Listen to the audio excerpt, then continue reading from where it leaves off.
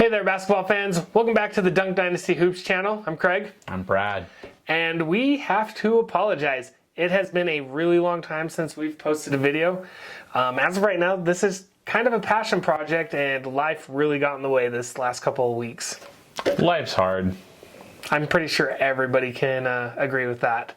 But if you could help us out, it'll help us immensely if you can subscribe to our channel. And we've got a great show coming up for you today. We're going to have to kind of ditch our preseason reviews because we're a month into the season. But we want to talk about some of the things that we like, we dislike about the season so far, and some things that have surprised us and some things that have not surprised us. So let's just jump right in. You want to go first? Sure. Number one surprise for me has to be the Boston Celtics. Now, the Celtics 2 years ago were really good. They got to Game 7 of the Eastern Conference Finals and then had whatever the heck it was that happened to them last season. Kyrie. Yeah, Flat Earth Society. But the Celtics have been really good. Here's what's really interesting about the Celtics, though, this season. Kemba's been good, but he hasn't been otherworldly. Jason Tatum's up to 20 points a game, but he's shooting 40% from the field. Gordon Hayward was looking really good until he got injured and broke his hand, and they just keep winning. And I think a big reason why is they've bought back into Brad Stevens' system. Their defense has been pretty good, and it's just been ball movement. I mean, when you watch them play, it looks like they actually enjoy playing basketball again. It's really easy to forget how good the Celtics were up before, last season's meltdown. And I think that they have probably cemented themselves as a potential contender. The Sixers have been a little shaky, which could be expected with their jumbo-sized lineup. Milwaukee obviously looks great. And we can't forget about Toronto, who's been otherworldly. We'll get to them later. But the Celtics look like they've at least got a chance in the East. They probably still need a big, but they've looked really good. I think they're a case study of team chemistry. It's important. There's teams in the past that we've seen just have meltdowns, team chemistry just fails, and the team just falls apart. And that was the Boston Celtics last year, and they look like they enjoyed playing with each other again this year, and it is not the case. My big surprise so far this season, and we'll see how long this lasts, but it's been the Phoenix Suns. I was expecting them to be bottom dwellers of the West, especially with how tough the West is. Now, they've had some really good wins. They beat the Clippers. They took the Jazz down to the literal last second. And the Nuggets. And I'm very surprised at how well they've been playing. Now, whether they can keep this up long-term over the course of 82 games, that has yet to be seen because this is a team that has not proven anything. And they've been doing this really well. And without DeAndre Ayton, their big guy. I've got one prevailing thought for the Suns. Aaron Baines. Aaron Baines fan club, I know you're out there. I know you're loving it. The guy is awesome. He has been fantastic for the Suns. I think Ricky Rubio has been a really good signing for them. He's been a really calming influence to take a lot of the ball handling pressure off of Devin Booker. They actually have gotten a lot from Kelly Oubre. I think the one thing that might kind of hurt them down the road, and let's see how they can hold up, is their depth. They're not an especially deep team, but I remember when they were playing the Jazz, I was watching that game. Javon Carter's a dog, man. That guy is a good defender. He gets under people's skin. He kind of reminds me a little bit of a young Pat Beverly. He's gritty. I mean, he was a great defender in college. But just seeing him play, I know he's kind of unheralded, and I haven't even brought up Devin Booker, but yeah, the Suns have looked pretty good. Yep. So I'm going to talk a little bit about a player that has been amazing. Now, the one standout player in the NBA is going to be addressed by Craig, but number 2 on my list is Pascal Siakam. Pascal has been awesome. Here's a guy who won the Most Improved Player of the Year award last year. He's averaging 18 points a game. He looked really good. He looked like he took the leap from a nice project to a potential All-Star, possibly a 2 or 3-time All-Star. So what happens this offseason? Kawhi Leonard goes to LA. Danny Green goes to the other side of LA. And Pascal Siakam goes supernova again. He's averaging 26 points a game right now. He's taking over games. I've seen highlight videos of that dude's handles, dribbling past guards, crossing guys up. He is awesome. I've got a question for you. Has anybody ever won Most Improved Player twice in a row? I hope he's the first, because I don't think so. He could absolutely win. I don't think it's possible, but till now. Yeah, he's unreal. Like, the guy is so good. And the Raptors look like they haven't even lost a beat. 10-4, looking really good. I think that they've got a really nice identity as a team. I mean, you've got Kyle Lowry's even out right now.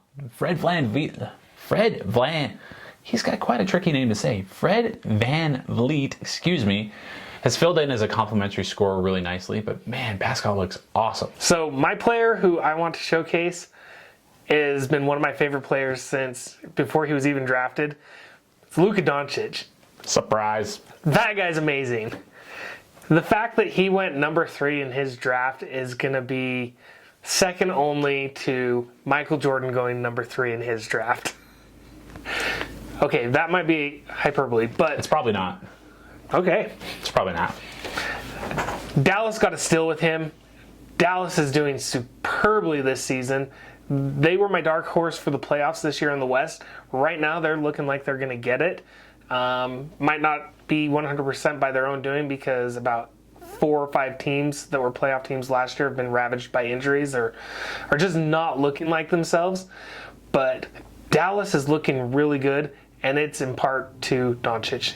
He had a 40-point triple-double recently, like last week. That's insane. He's the youngest player since LeBron James to do it. He is going to be a superstar in this league for a really long time, and I'm excited to keep watching him play. It's just everything about how Luka plays. Like, he hasn't even shot the ball necessarily that well this season. Like, his three-point shot hasn't been great, but he's incredible. His vision's amazing. He's ended up being a really good rebounder, and the guy he gets buckets. He gets to his spots. You look back at the pre-draft process, and some teams thought that he didn't have the athleticism to hang or whatever. It's completely crazy. He dominated it in Europe as a 17 and 18-year-old, and he came here and just kept doing what he was doing there and has built upon it. And the thing that's most interesting to me about how great Luka's been is that Kristaps has been not great, like kind of bad, to be honest. Like, Luka's been awesome. I think if the season ended today after 14 games or whatever, Luka would be my MVP. He's great. Yes. On the other side of the spectrum, in the not great realm, we have to talk about the Portland Trail Blazers. Let me preface this by saying that Damian Lillard is a god. The guy is incredible. The downside is that Damian Lillard scored 60 points in a game that they lost. He doesn't have any help. CJ McCollum's had kind of a rocky start to the season, and I don't know what Neil O'Shea was thinking in trading for Hassan Whiteside. Hassan Whiteside's always put up numbers, but he is completely disinterested. He doesn't play any defense. His on-off numbers are a sight to behold. And as soon as they lost Zach Collins, who honestly probably isn't even a power forward, because they let everybody else walk, they're playing Mario Hezonja at power forward. Nasir Little, who I think Nasir Little is going to be pretty good, but he's also 6'5" and was a shooting guard in college. And they were playing Anthony Tolliver. Now, obviously, they signed Carmelo, and Carmelo made his debut and didn't look great. It's good to see Melo back in the NBA. I've always been a big fan. I've wanted to see him get back in the game. But that team does not look good. They don't have any bigs. It's Damian and a whole bunch of guys who are not meshing, who are not playing defense, and can't hit shots.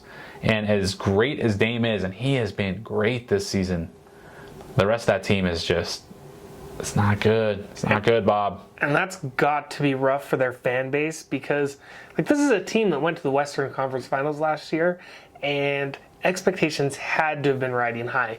And they let Cantor walk, which he did really good for them in the playoffs last year. He was a positive impact, which I would not have expected. I'm not a big Cantor fan. His defense is lacking. But they really miss Nurkic. The guy can stretch the floor. He can help them play defense. And Hassan Whiteside is just not up to the task for them. Not at all. Let's hope Melo's got something left in the tank. I don't think that's going to help him the either. The gas tank, not the tank on the way to the lottery. All right.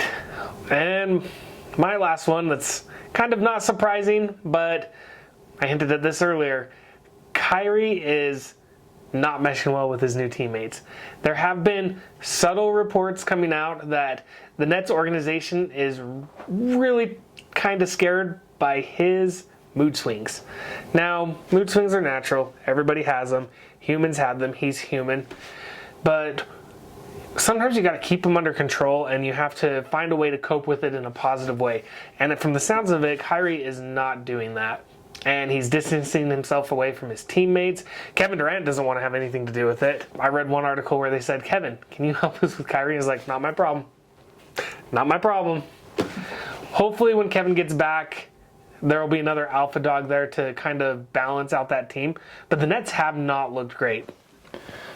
So, regarding Kyrie, I am a mental health awareness individual. Like, I see the benefit of understanding that nobody's perfect, that everybody has different ways of thinking.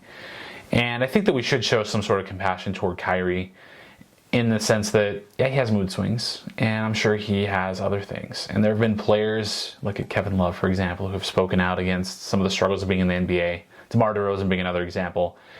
And the kind of pressure that puts on them from a mental perspective. But that doesn't mean that you should be doing everything you can to drag your teammates down. And Kyrie, there's kind of been a stink that's followed him around. And that's the part where it's not okay. It's all right if you struggle. Like, we've all been there. But when it comes to the point where the Nets just don't look good, and fourth quarter is the Kyrie show, which usually involves a whole bunch of crossovers and a step back fadeaway 27-footer that may or may not go in. And for them, they've lost a lot of close games, so a lot of those haven't been going in. It's kind of rough.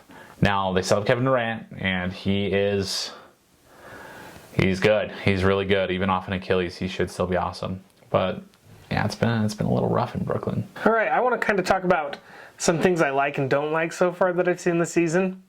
Mine are actually both the same thing. Point of emphasis on travel. I love that they're working on that. I love that they're trying to get the players to, actually follow the rules for traveling. But man, have games been hard to watch with how many traveling calls there are.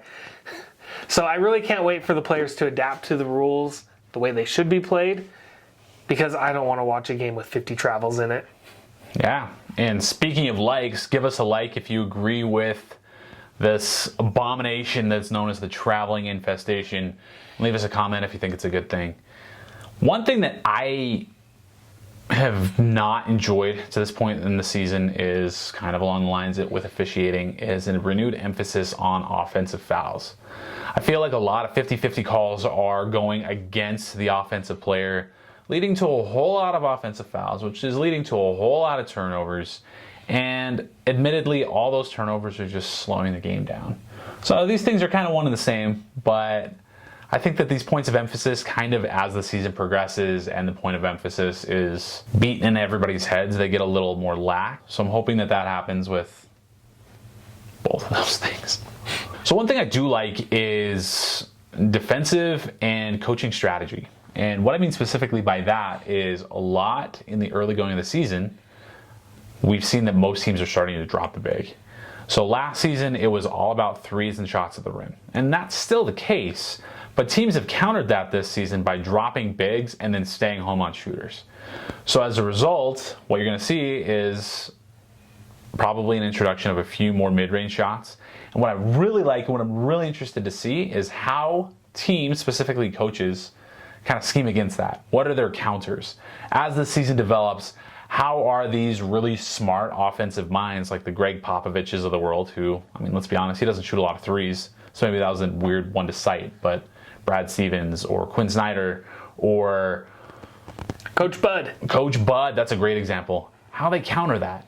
That's going to be fun for me to watch. And does that mean there are going to be more mid-range shots, or are there going to be more floaters? I mean, obviously, we're Jazz fans. I've watched a lot of Jazz games, and they've been shooting a lot of floaters, and it makes me want to pop my eyes out. It's been unbearable. But I'll be really interested to see how that develops throughout the season. What's really interesting about that is that last season, you only really had two teams that were dropping the big like that. That was the Utah Jazz with Rudy Gobert and the Milwaukee Bucks with whichever Lopez was on the team last year. They're both there now. Brooke Lopez. And now every team is doing that. Those two teams were number 1 and number 2 in defense last year. And I know that the Utah Jazz are up there in the top 5. I think they're number 1, and Milwaukee's up there still too. But all the other teams in the NBA have started to emulate that strategy on defense. Yeah, it's been kind of fun. All right, and to our last point, and this is another dislike, and I think this is something that's universally agreeable. Injuries. Injuries have sucked this season. Last year, we already had Kevin Durant and Klay Thompson go down with basically season-ending injuries for this year. And then at the start of this year, we get Steph Curry with a season-ending injury, and we haven't even been able to watch Zion Williamson play in a game yet because he is injured. And it really just sucks. And not to mention other injuries like Gordon Hayward getting injured again. And another one is there was a big hullabaloo regarding Kawhi and load management and him taking the front end or back end of back-to-backs off. And then he ends up actually getting hurt. Now, say what you will about load management. I get it. The Clippers don't care about a game in November. They care about games in May and June. And Kawhi, as great as he was in the playoffs last year, was pretty much on one leg the last, 2 rounds.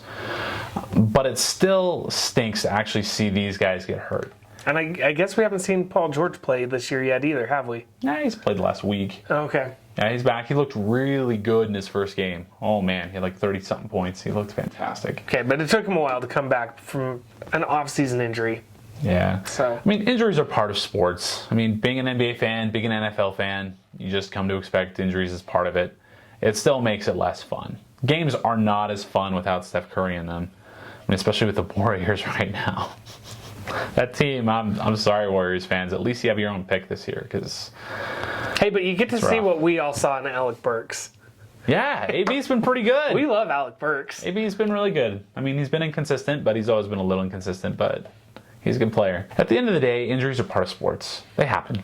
Doesn't mean we have to like them, and it does not mean that these games are any more enjoyable. The NBA is still awesome. We're still happy the season's here.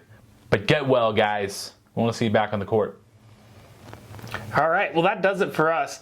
Thank you for giving us a watch, and if you don't mind, please hit that like button, hit that subscribe button, and if you really like us, hit that notification bell so that when we upload videos, you get notified. Thanks, and have a good one.